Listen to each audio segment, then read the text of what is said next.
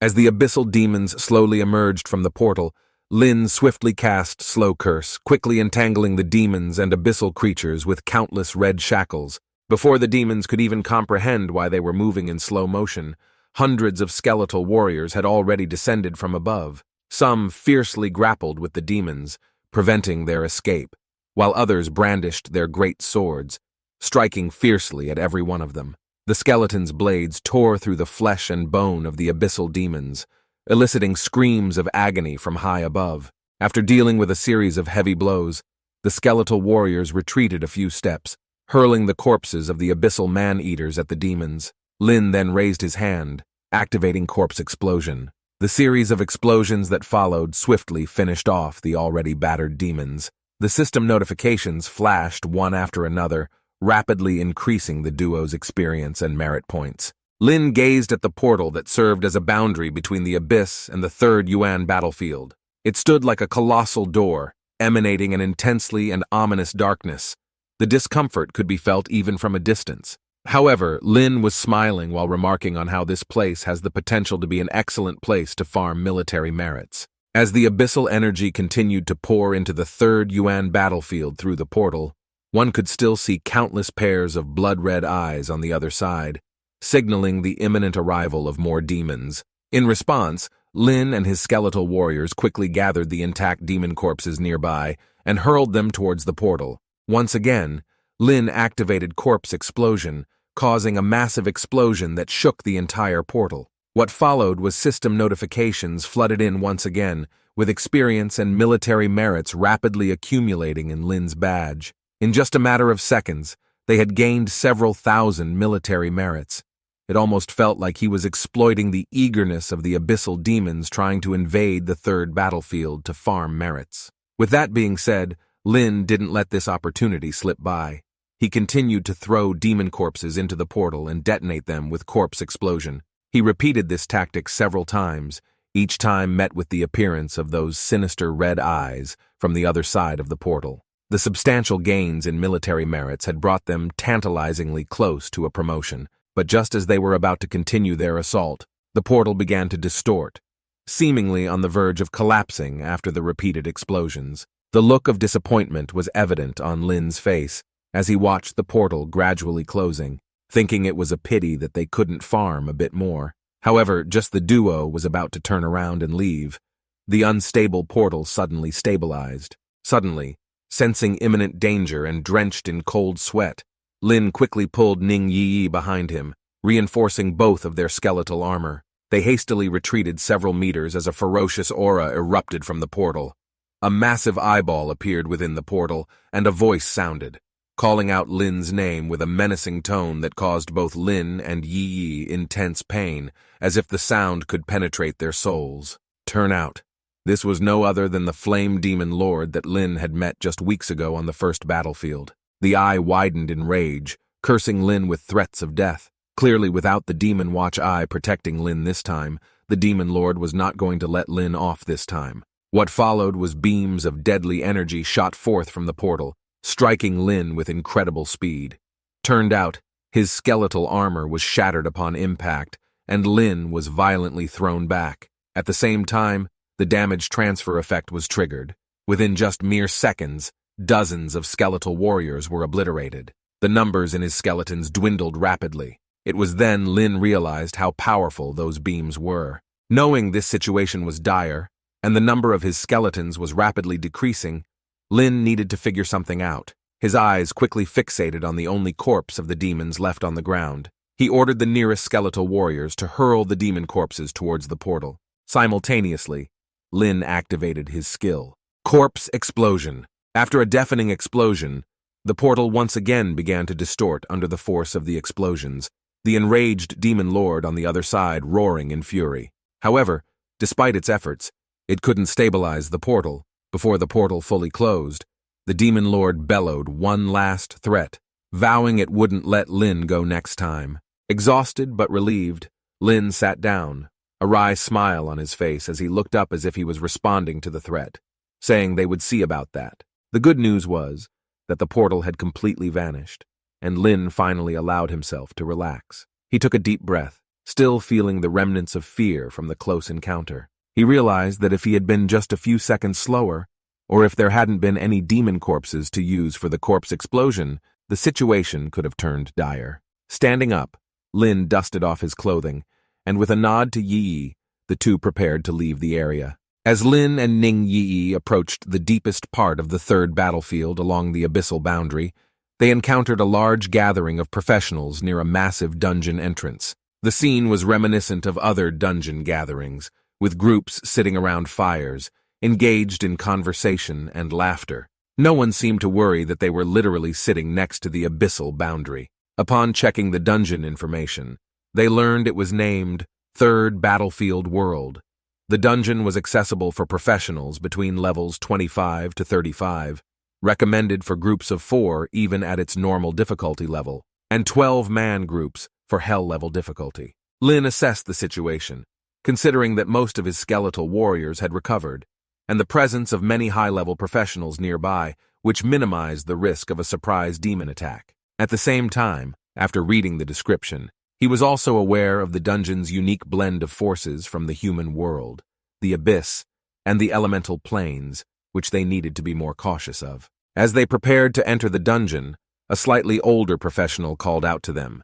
He had noticed when they first arrived here and pointed out the dungeon is recommended for level 30 and higher. He tells them that it's too dangerous for 2 level 26 professionals to venture inside, suggesting they join a group.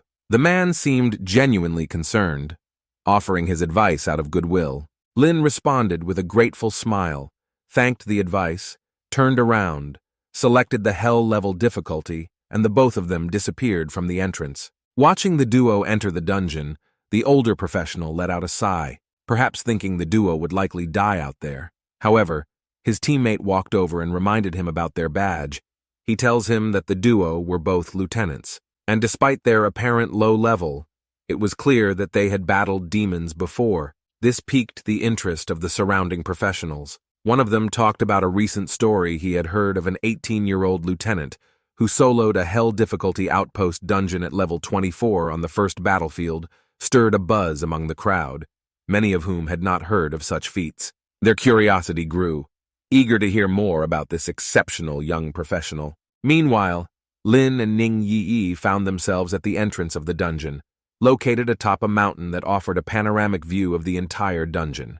The landscape was divided into stark contrasts, one side bathed in daylight, the other enveloped in dark night. The dungeon world was clearly segmented into 3 distinct areas, each dominated by different forces. Ning Yi pointed excitedly toward the center of the dungeon, where the day and night met, drawing Lin's attention with a closer look. It was 2 factions clashing with each other. From the abyssal side, a multitude of creatures and demons surged forth. On the other side, human professionals stood ready to battle. Some were even seen flying in midair. Lin squinted, sensing something was odd. It wasn't just the human professionals. Something was off about the abyss as well. He then realized all these were mere illusions. Seeing demons from the abyss ascending to the sky as well, it was obvious that they were outnumbered in the air. One of the human professionals raised his staff and shouted, "Banish flight!" Suddenly, all of the abyssal demons, even the powerful human professionals, slowly descended from the sky, and everyone's ability to fly was gone. Shortly after, he was the only one able to fly. He raised his staff again, unleashing a forbidden spell, Elemental Chaos. Instantly, 4 elements shot out from his staff, shaking the entire dungeon. At the same time, all of the other human mage professionals also raised their staffs, relentlessly bombarding the abyssal demons with powerful spells. The demons suffered heavy casualties until a towering abyss demon appeared. The skills seemed to inflict no harm on him. His massive frame, with wings stretched, spanned tens of meters. The demon took a deep breath, and the next second, he too unleashed a powerful skill that swept across the entire human army. The collision of the forbidden spell caused a massive explosion mid-air, enveloping the entire dungeon in splendid rainbow-colored light. Lin and Yi were forced to shield their eyes with their hands. When the light dissipated, both humans and demons had vanished. The world, once a mix of black and white at the center, had turned into a land of elemental chaos. As it turned out, what they had seen was the history of a great war and the origin of the elemental planes. the clash of mighty forbidden spells, and what they witnessed was probably just the tip of the iceberg of that battle. The two then continued down the mountain. Lin chose the path leading into the dark world, corrupted by abyssal energy, and soon they encountered some abyssal demons. Yi drew her dagger while Lin summoned an army of skeletons. Upon their arrival, an abyssal creature immediately charged at them. With the use of a detection spell, they identified it as a level 34 battlefield demon wolf with exceptionally high attributes, as it turned out. This creature was enhanced by the abyssal energy, increasing its defense and vitality. Lin ordered the skeletal mages to attack the demon wolf with their skills, but to his surprise, the creature was not instantly killed. Instead, it charged out from the attack. Lin was slightly surprised, considering the combined firepower of 100 skeletal mages was quite powerful, yet this creature only sustained minor injuries. Seemed like the abyssal energy surrounding the creature indeed made it much more powerful. However, Lin was not overly concerned. After all, it would only take a few more strikes to bring it down. He then commanded the skeletal warriors to charge at the demon wolf. The leading skeletal warriors unleashed their rampage strike, their greatswords glowing red as they struck. In mere strikes, the creature's flesh was torn open. Soon, a system notification announced the defeat of the level 34 battlefield demon wolf, awarding 680,000 experience. After its death, the demon wolf did not leave behind a corpse, instead turning into black mist and disappearing. It was similar to the creatures of the elemental planes.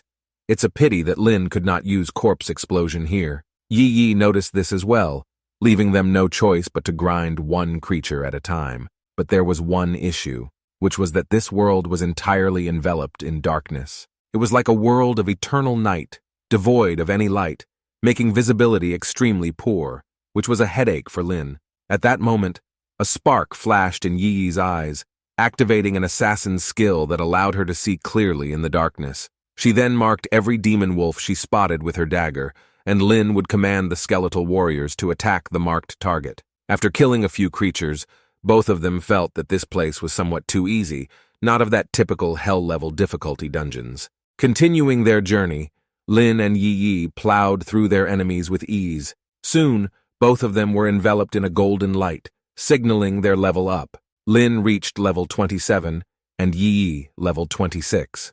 The more they fought, the more they found the simplicity of this dungeon.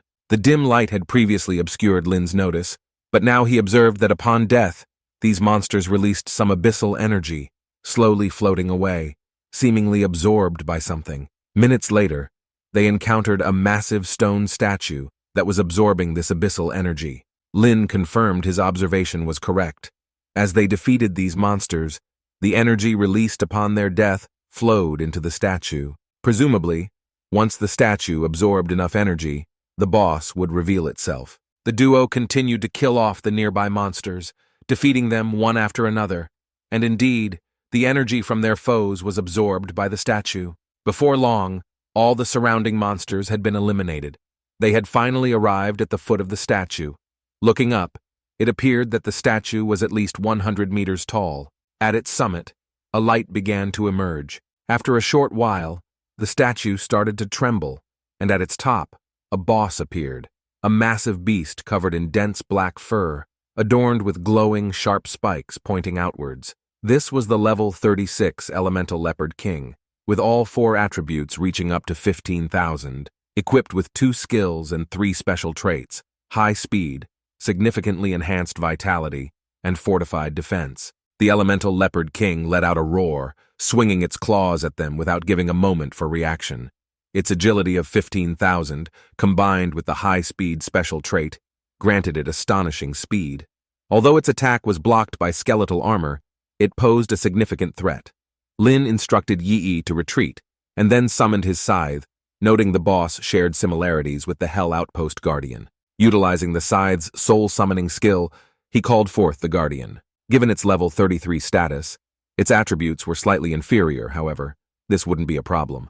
Lin then applied a slowing curse, binding the Leopard King's body with massive red shackles. Seizing the opportunity, the Guardian charged at the Leopard King with its cleaver, landing a fierce strike on its body. The attack caused only a minor cut on its lower limb, but Lin noticed streams of black energy escaping from the Elemental Leopard King. Suddenly realizing something, Lin summoned a skeletal army to join the fray, quickly covering the beast.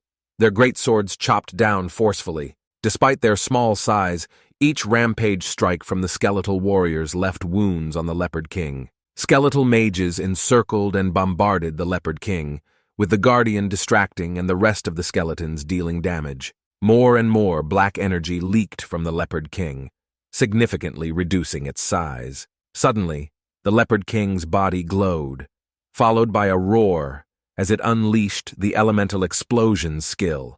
A massive elemental explosion on its surface sent dozens of skeletons flying. The blast radius expanded, throwing most of the surrounding skeletons away, even pushing the Guardian back several steps. After using its skill, the Leopard King's body shrank further, lying on the ground with black energy continuously leaking out.